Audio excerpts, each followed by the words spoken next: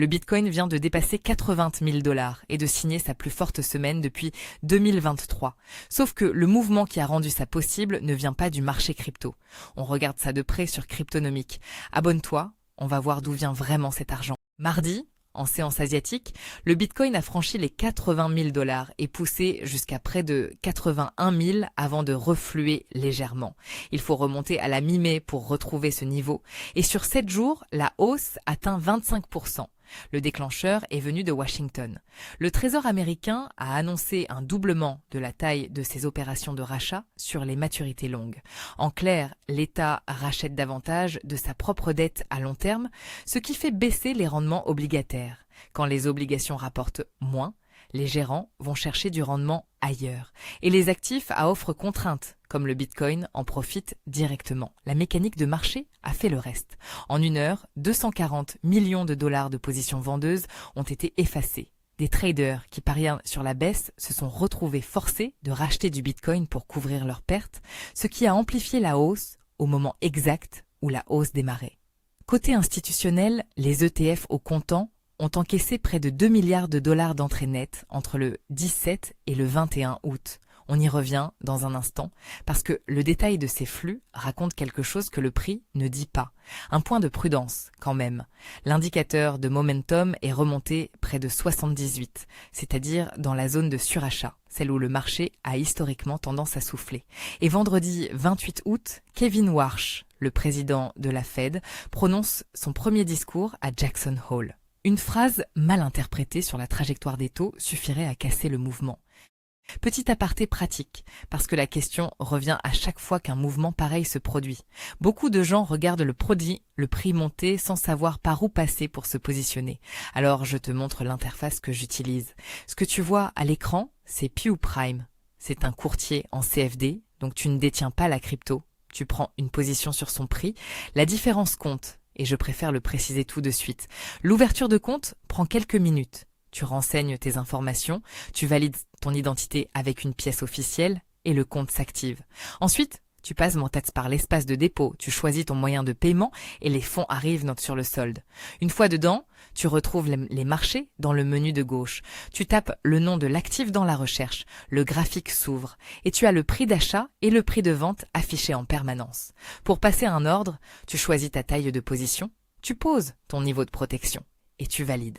Ce niveau de protection, le stop, c'est la partie que les débutants sautent. Et c'est exactement celle qui évite de transformer une erreur en catastrophe. Un rappel qui n'est pas de la décoration. Le trading à effet de levier peut te faire perdre plus que ta mise de départ. Donc, tu n'engages que ce que tu acceptes de voir disparaître. Deuxième dossier de la semaine est un sujet qui touche directement les détenteurs de Solana. Depuis dimanche, le réseau vote sur sa politique monétaire et le scrutin se ferme jeudi vers 15h30 UTC. 2 propositions sont sur la table, regroupées sous la référence SGP 0003. La première touche aux frais de transaction.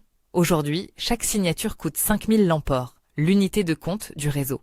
La proposition découpe ce montant en 2 morceaux, un frais d'inclusion fixe de 2500 lampores qui revient entièrement à l'opérateur et un frais de ressources calculé sur le coût réel de la transaction, détruit à 100%. L'effet chiffré est massif. Les destructions quotidiennes passeraient d'environ 650 jetons à une fourchette de 7500 à 9000 selon l'activité du réseau.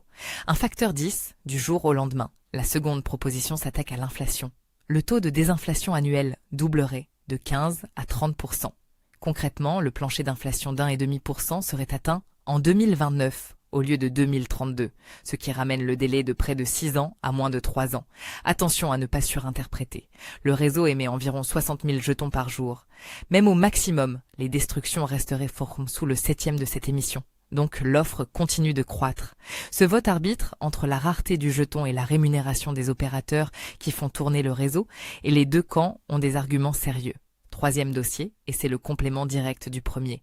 Le 20 août, les ETF Bitcoin au comptant américain ont enregistré plus de 600 millions de dollars d'entrées nettes sur une seule journée.